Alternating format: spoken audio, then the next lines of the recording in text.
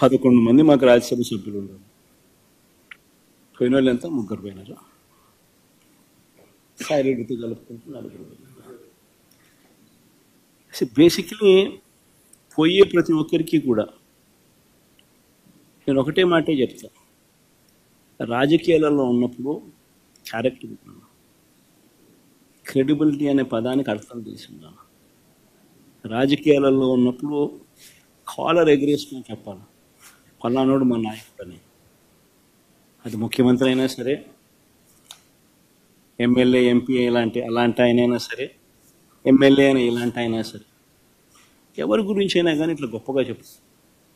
కానీ మనమంతటి మనమే ప్రలోభాలకు లొంగో, భయపడో, ఏదో కారణం చేత మనమంతటి మనమే మన వ్యక్తిత్వాన్ని, మన క్యారెక్టర్ని, మన క్రెడిబిలిటీని మనం పనంగా పెట్టి మనం కాంప్రమైజ్ అయ్యి అటువైపు మనం పోతే మన గౌరవం ఏంది,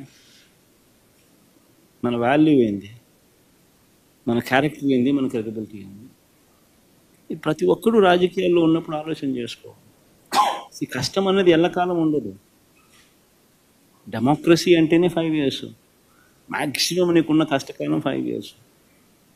5 years if you can just hold on, then your time will come. One should always have the patience, always have the character and credibility within ourselves to stand up. అది సాయిరెడ్డికైనా అంతే, పోయిన 3 ఎంపీలకైనా అంతే. ఒకవేళ నువ్వు చెప్తా అన్నట్టు ఇంకా ఒకడో అరో ఇంకా పోయే కార్యక్రమం జరిగితే వాళ్ళకైనా ఇంతే.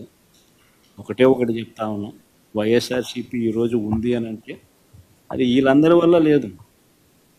వైఎస్ఆర్సీపీ ఈరోజు ఉంది అని అంటే దేవుడి దయ, ప్రజల ఆశీస్సుల వల్ల వైఎస్ఆర్సీపీ ఈరోజు ఉంది.